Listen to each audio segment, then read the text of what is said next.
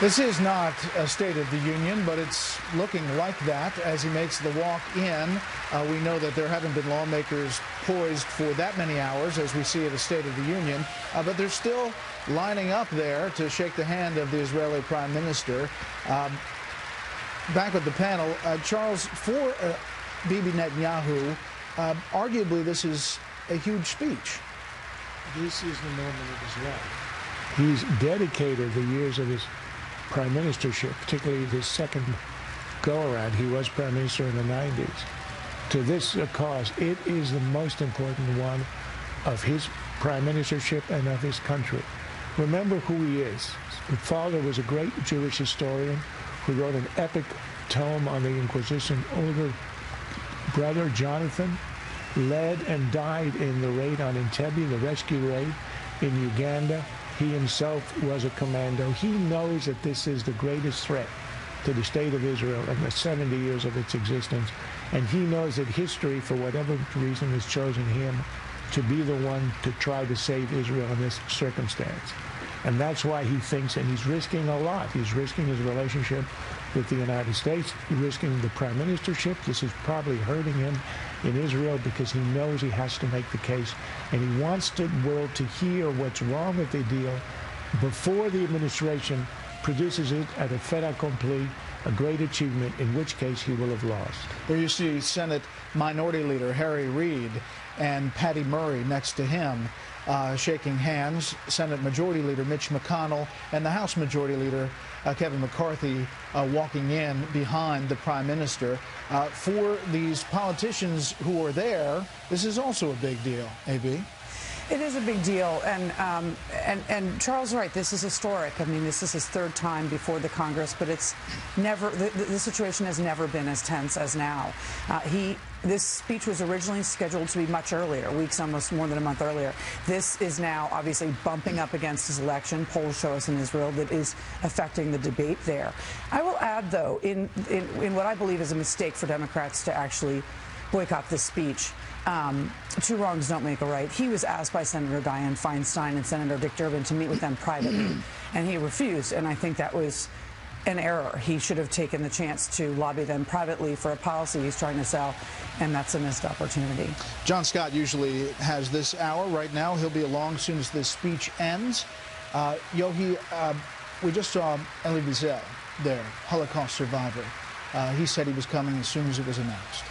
Yeah, and this goes back a little bit to a point Charles made before. Netanyahu was trying to cast this explicitly as the Holocaust, in the shadow of the Holocaust, that was existential to the Jewish people, as is this. And there's no better person to do that than Elie Wiesel. Let's listen in to Israeli Prime Minister Netanyahu. Honor of presenting to you the Prime Minister of Israel, His Excellency Benjamin Netanyahu.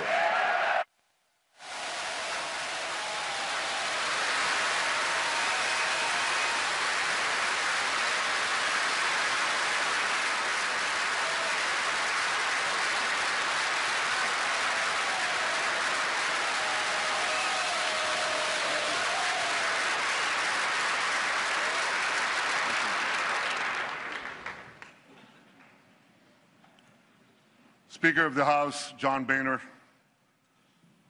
President Pro Tem, Senator Orrin Hatch, Senate Majority Leader Mitch McConnell, House Minority Leader Nancy Pelosi, and House Majority Leader Kevin McCarthy.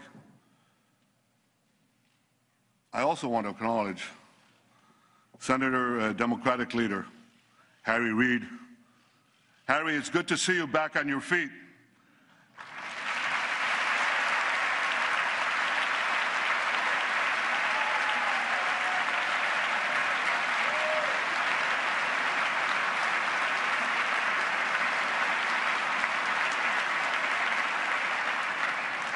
I guess it's true what they say, you can't keep a good man down. My friends, I'm deeply humbled by the opportunity to speak for a third time before the most important legislative body in the world, the U.S. Congress.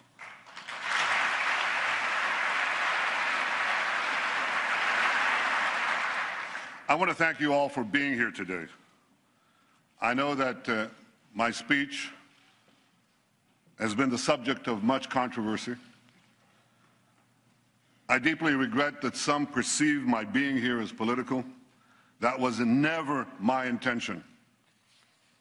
I want to thank you, Democrats and Republicans, for your common support for Israel, year after year, decade after decade.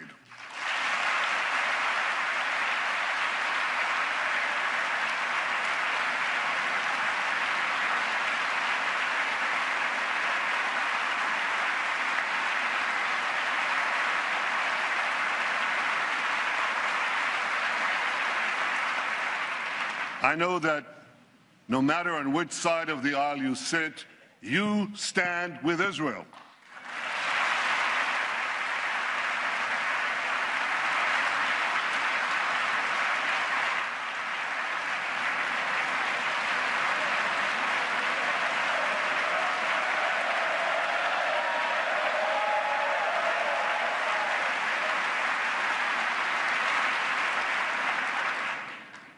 The remarkable alliance between Israel and the United States has always been above politics. It must always remain above politics.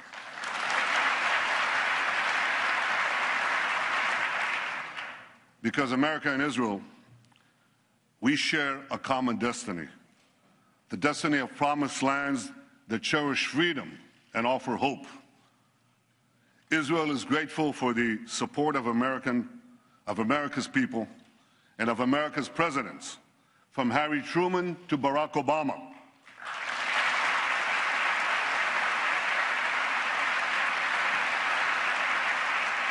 We appreciate all that President Obama has done for Israel. Now, some of that is widely known.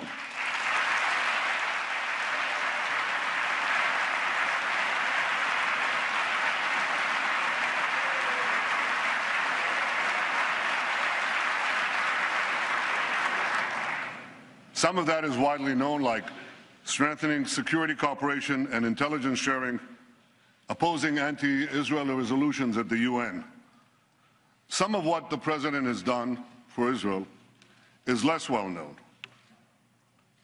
I called him in 2010 when we had the Carmel forest fire, and he immediately agreed to respond to my request for urgent aid. In 2011, we had our embassy in Cairo under siege, and again, he provided vital assistance at the crucial moment.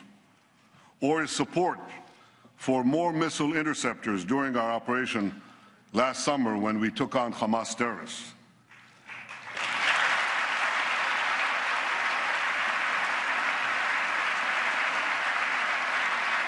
In each of those moments, I called the President, and he was there.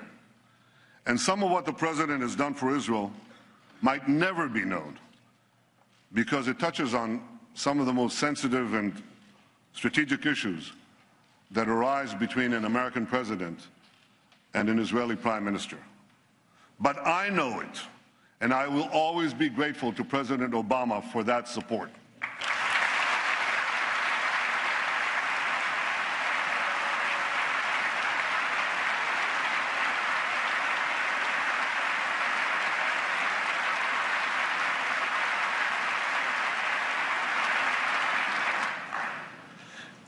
And Israel is grateful to you, the American Congress, for your support, for supporting us in so many ways, especially in generous military assistance and missile defense, including Iron Dome.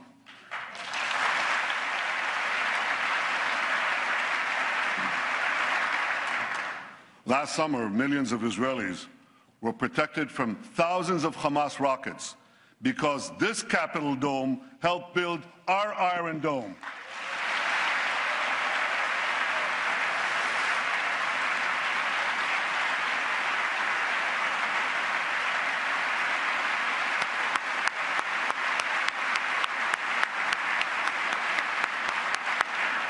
Thank you, America.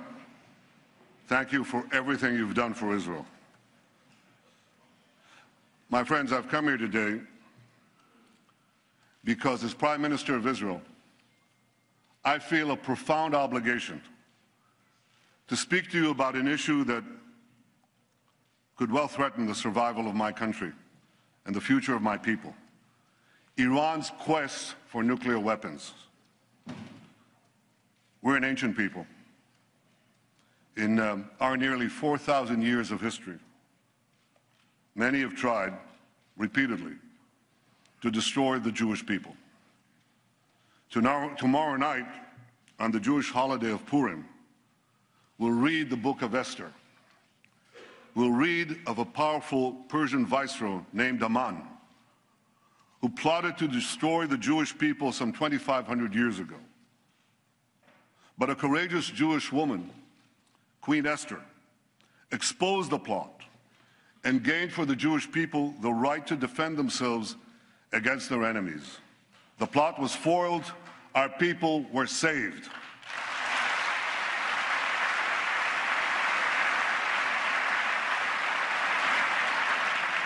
Today, the Jewish people face another attempt by yet another Persian potentate to destroy us. Iran's supreme leader, Ayatollah Khamenei, Iran's supreme leader, Ayatollah Khamenei, spews the oldest hatred of anti-Semitism with the newest technology. He tweets that Israel must be annihilated. He tweets. You know, in Iran, there isn't exactly free internet. But he tweets in English that Israel must be destroyed. For those who believe that Iran threatens the Jewish state, but not the Jewish people, listen to Hassan Nasrallah, the leader of Hezbollah, Iran's chief terrorist proxy. He said, "If all the Jews gather in Israel, it will save us the trouble of chasing them down around the world." But Iran's regime is not merely a Jewish problem, any more than the Nazi regime was merely a Jewish problem. The 6 million Jews murdered by the Nazis were but a fraction of the 60 million people killed in World War II. So too, Iran's regime poses a grave threat, not only to Israel, but also to the peace of the entire world. To understand just how dangerous Iran would be with nuclear weapons, we must fully understand the nature of the regime. The people of Iran are very talented people. They're heirs to one of the world's great civilizations. But in 1979, they were hijacked by religious zealots who imposed on them immediately a dark and brutal dictatorship. That year, the zealots drafted a constitution, a new one for Iran. It directed the Revolutionary Guards not only to protect Iran's borders, but also to fulfill the ideological mission of jihad. The regime's founder, Ayatollah Khomeini, exhorted his followers to export the revolution throughout the world. I'm standing here in Washington, D.C., and the difference is so stark. America's founding document promises life, liberty, and the pursuit of happiness. Iran's founding document pledges death, tyranny, and the pursuit of jihad. And as states are collapsing across the Middle East, Iran is charging into the void to do just that. Iran's goons in Gaza, its lackeys in Lebanon, its Revolutionary Guards on the Golan Heights are clutching Israel with three tentacles of terror. Backed by Iran, Assad is slaughtering Syrians. Backed by Iran, Shiite militias are rampaging through Iraq. Backed by Iran, Houthis are seizing control of Yemen, threatening the strategic straits at the mouth of the Red Sea. Along with the Straits of Hormuz, that would give Iran a second choke point on the world's oil supply. Just last week, near Hormuz, Iran carried out a military exercise blowing up a mock U.S. aircraft carrier. That's just last week, while they're having nuclear talks with the United States. But unfortunately, for the last 36 years, Iran's attacks against the United States have been anything but mock, and the targets have been all too real. Iran took dozens of Americans hostage in Tehran, murdered hundreds of American soldiers, Marines in Beirut, and was responsible for killing and maiming thousands of American servicemen and women in Iraq and Afghanistan.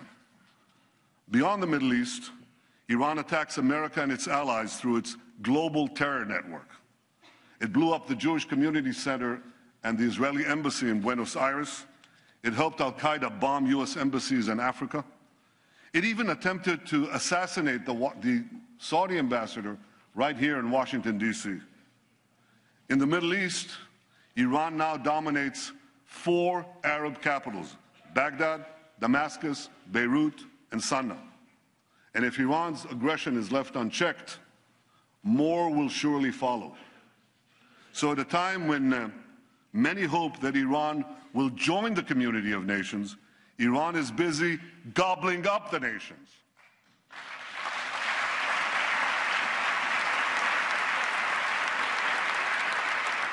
We must all stand together to stop Iran's march of conquest, subjugation, and terror.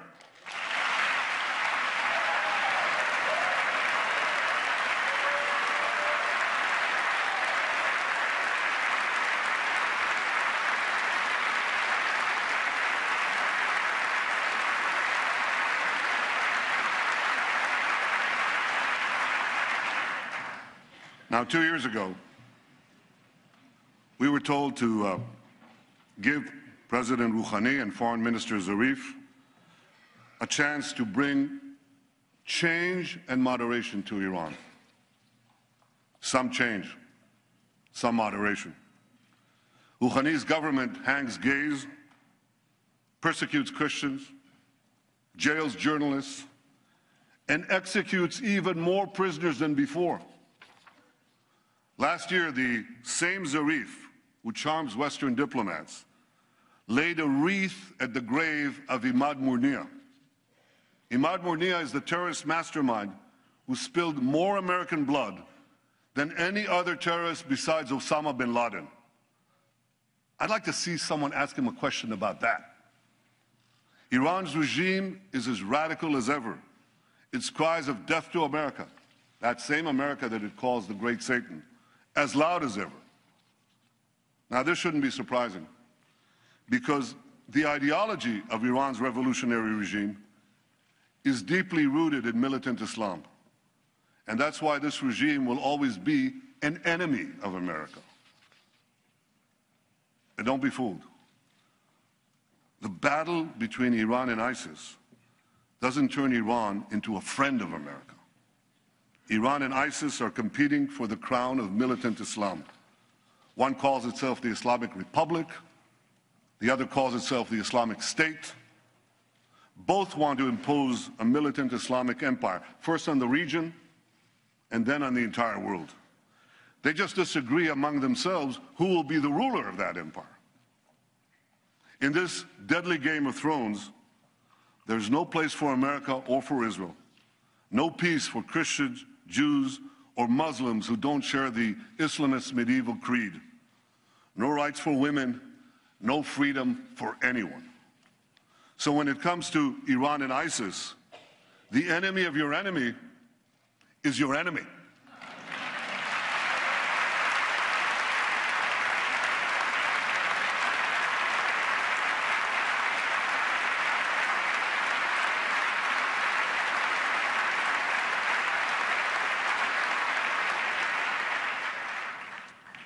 The difference is that ISIS is armed with butcher knives, captured weapons, and YouTube, whereas Iran could soon be armed with intercontinental ballistic missiles and nuclear bombs. We must always remember, I'll say it one more time, the greatest danger facing our world is the marriage of militant Islam with nuclear weapons. To defeat ISIS and let Iran get nuclear weapons would be to win the battle but lose the war. We can't let that happen.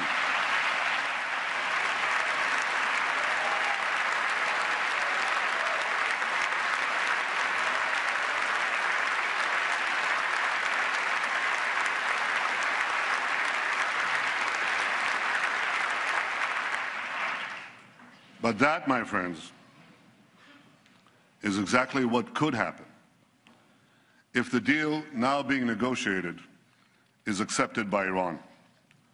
That deal will not prevent Iran from developing nuclear weapons. It would all but guarantee that Iran gets those weapons, lots of them. Let me explain why. While the final deal has not yet been signed, certain elements of any potential deal are now a matter of public record. You don't need intelligence agencies and secret information to know this. You can Google it.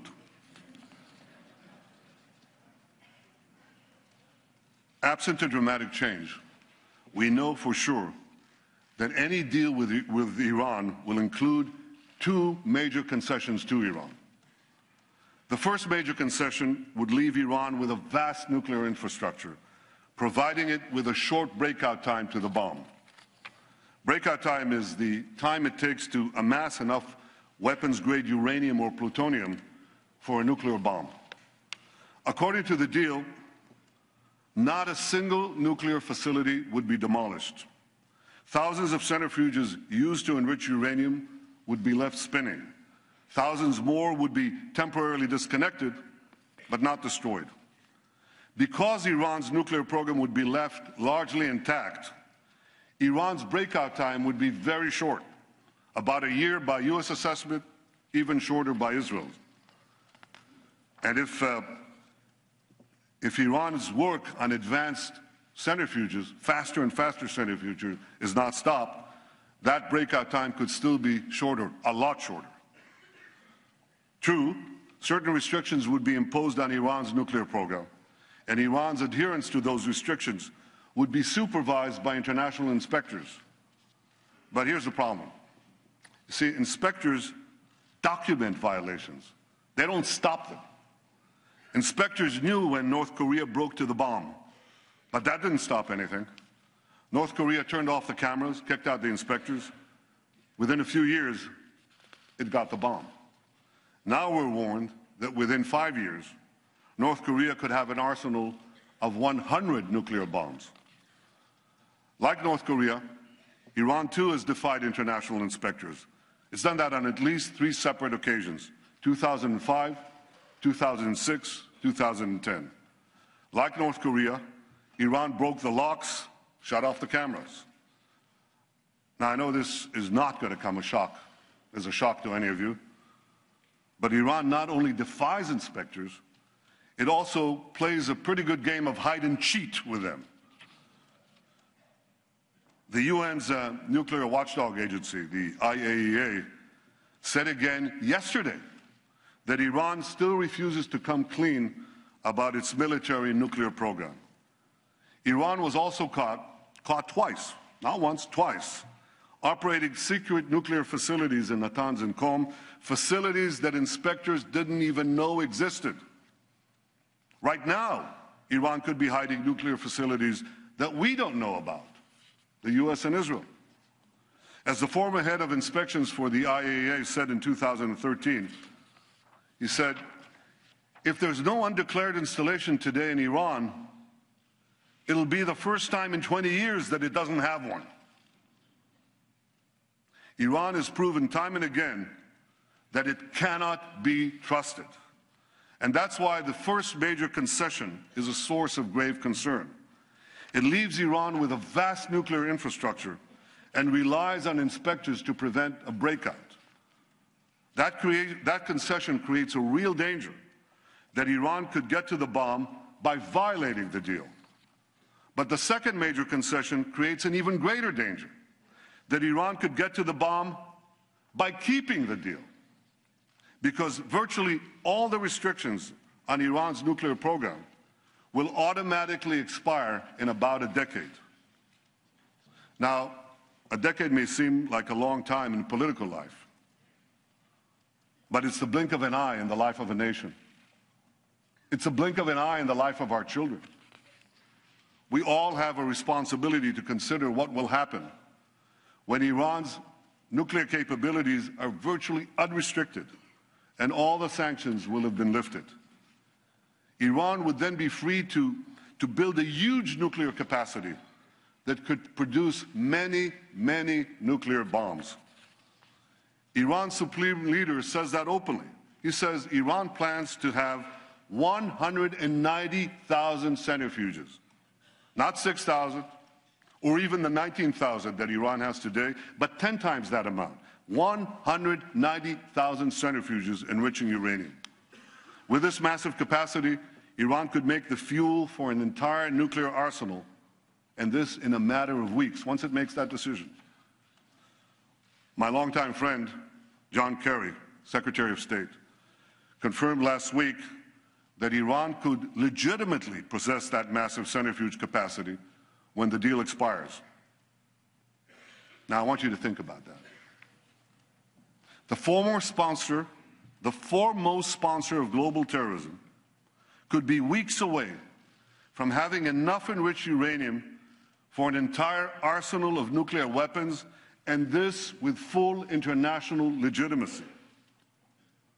And by the way, if Iran's intercontinental ballistic missile program is not part of the deal, and so far Iran refuses to even put it on the negotiating table, well, Iran could have the means to deliver that nuclear arsenal to the far-reach corners of the earth, including to every part of the United States. So you see, my friends, this deal has two major concessions. One, leaving Iran with a vast nuclear program. And two, lifting the restrictions on that program in about a decade. That's why this deal is so bad. It doesn't block Iran's path to the bomb. It paves Iran's path to the bomb. So why would anyone make this deal? Because they hope that Iran will change for the better in the coming years?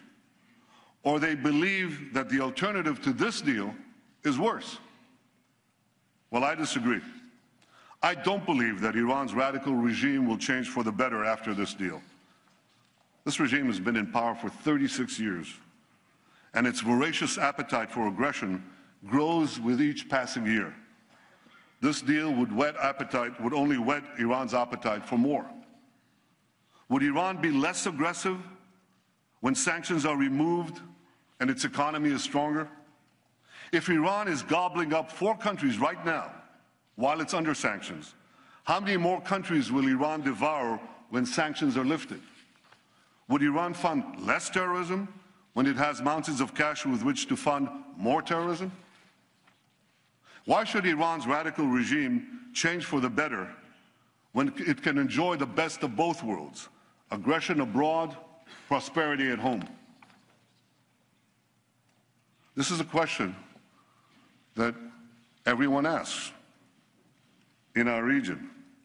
Israel's neighbors, Iran's neighbors, know that Iran will become even more aggressive and sponsor even more terrorism when its economy is unshackled and it's been given a clear path to the bomb. And many of these neighbors say they'll respond by racing to get nuclear weapons of their own. So this deal won't change Iran for the better. It will only change the Middle East for the worse. A deal that's supposed to prevent nuclear proliferation would instead spark a nuclear arms race in the most dangerous part of the planet. This deal won't be a farewell to arms. It would be a farewell to arms control. And the Middle East would soon be crisscrossed by nuclear tripwires. A region where small skirmishes can trigger big wars would turn into a nuclear tinderbox. If anyone thinks this deal kicks the can down the road, think again. When we get down that road, we'll face a much more dangerous Iran, a Middle East littered with nuclear bombs, and a countdown to a potential nuclear nightmare. Ladies and gentlemen, I've come here today to tell you we don't have to bet the security of the world on the hope that Iran will change for the better. We don't have to gamble with our future and with our children's future. we can insist that restrictions on Iran's nuclear program not be lifted for as long as Iran continues its aggression in the region and in the world.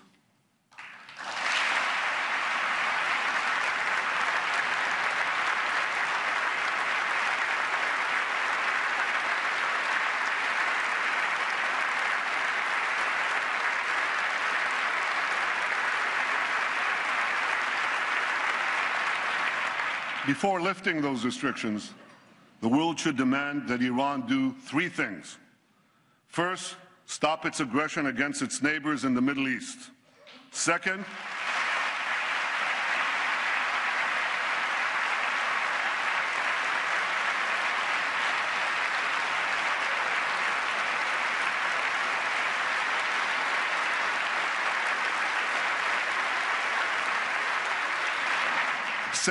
stop supporting terrorism around the world.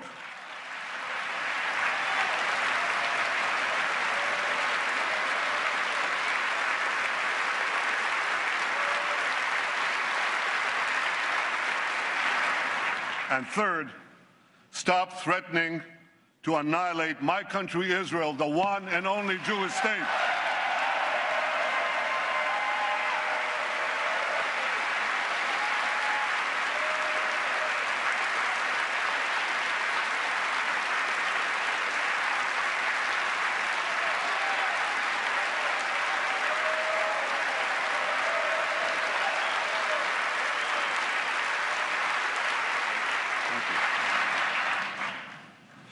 If the world powers are not prepared to insist that Iran change its behavior before a deal is signed, at the very least, they should insist that Iran change its behavior before a deal expires.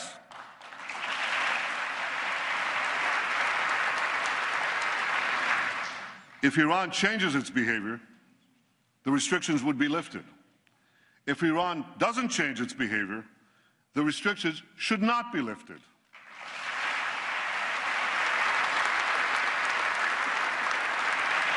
If Iran wants to be treated like a normal country, let it act like a normal country.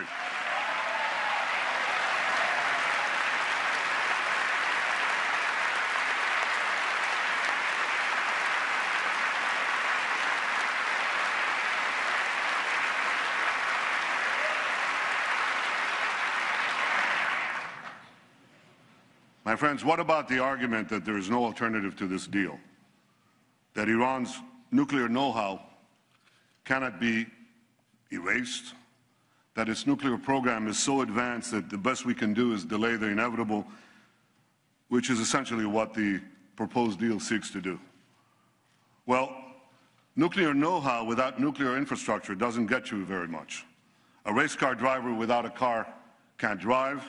A pilot without a plane can't fly. Without thousands of centrifuges, tons of enriched uranium, or heavy water facilities, Iran can't make nuclear weapons.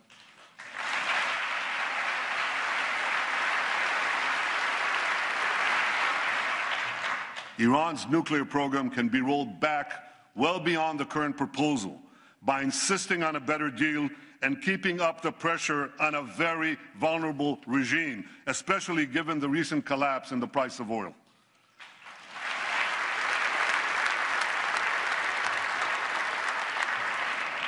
Now, if Iran threatens to walk away from the table, and this often happens in a Persian bazaar, call their bluff. They'll be back because they need the deal a lot more than you do.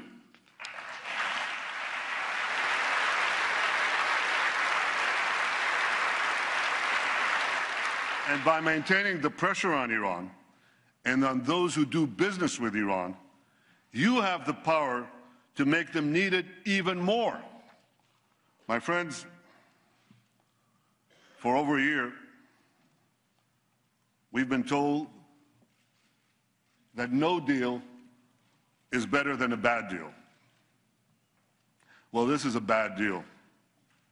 It's a very bad deal. We're better off without it.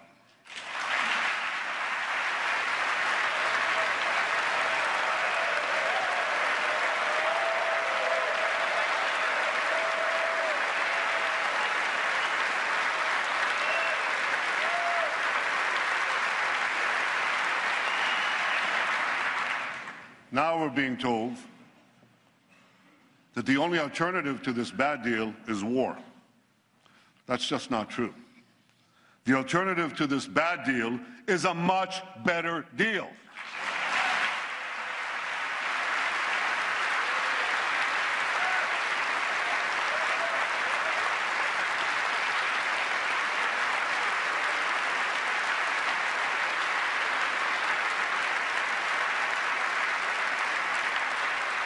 A better deal that doesn't leave Iran with a vast nuclear infrastructure and such a short breakout time.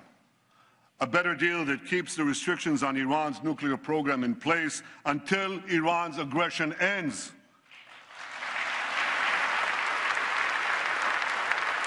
A better deal that won't give Iran an easy path to the bomb. A better deal that Israel and its neighbors may not like, but with which we could live, literally. And no country has a greater stake.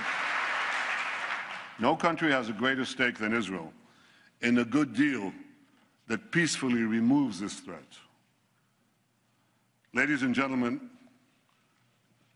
history has placed us at a fateful crossroads. We must now choose between two paths. One path leads to a bad deal that will at best curtail Iran's nuclear ambitions for a while, but it will inexorably lead to a nuclear-armed Iran whose unbridled aggression will inevitably lead to war. The second path, however difficult, could lead to a much better deal that would prevent a nuclear-armed Iran, a nuclearized Middle East, and the horrific consequences of both to all of humanity. You don't have to read Robert Frost to know. You have to live life to know that the difficult path is usually the one less traveled. But it will make all the difference for the future of my country, the security of the Middle East, and the peace of the world, the peace we all desire.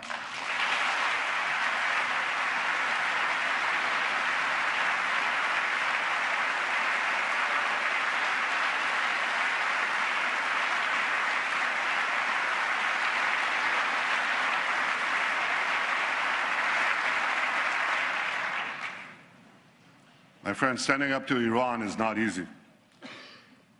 Standing up to dark and murderous regimes never is. With us today is Holocaust survivor and Nobel Prize winner, Elie Wiesel.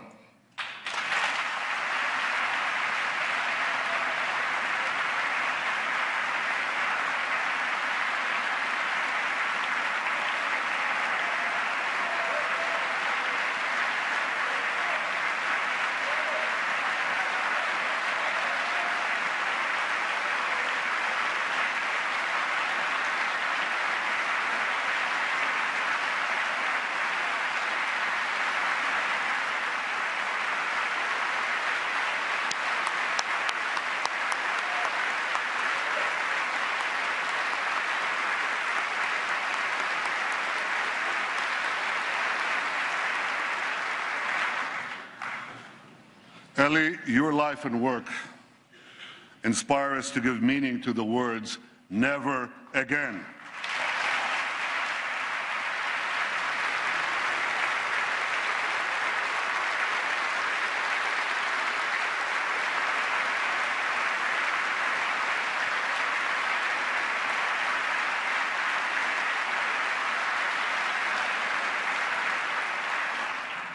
And I wish I could promise you, Elie, that the lessons of history have been learned.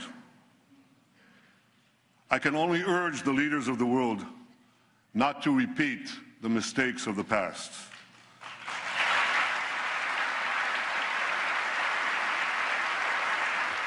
Not to sacrifice the future for the present, not to ignore aggression in the hopes of gaining an illusory peace. But I can guarantee you this.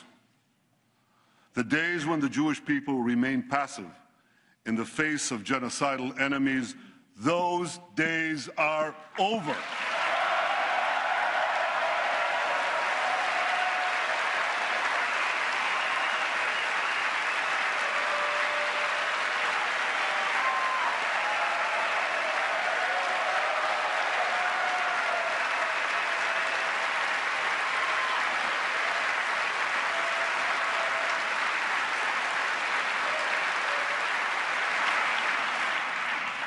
We are no longer scattered among the nations, powerless to defend ourselves. We've restored our sovereignty in our ancient home, and the soldiers who defend our home have boundless courage. For the first time in 100 generations, we, the Jewish people, can defend ourselves.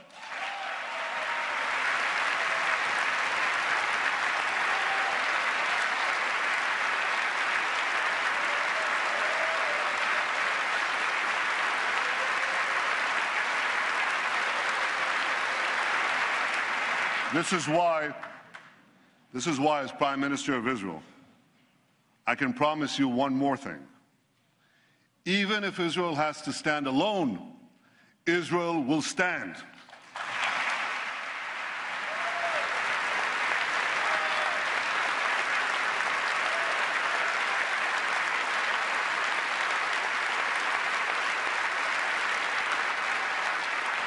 But I know that Israel does not stand alone. I know that America stands with Israel. I know that you stand with Israel.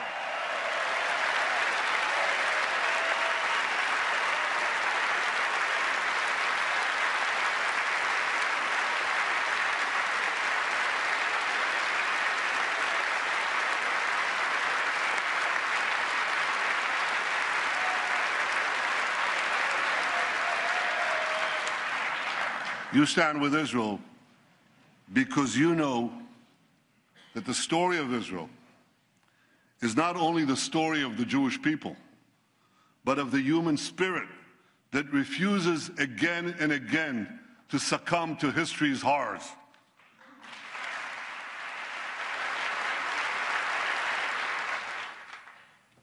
Facing me,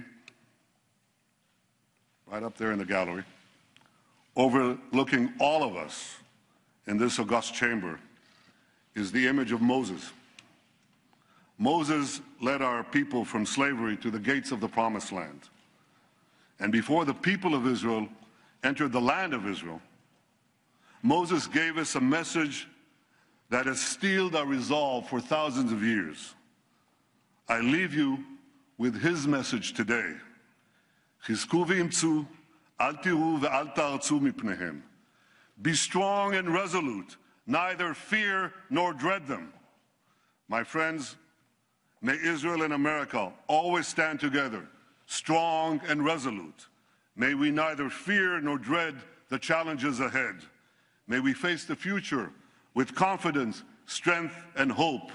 May God bless the state of Israel, and may God bless the United States of America.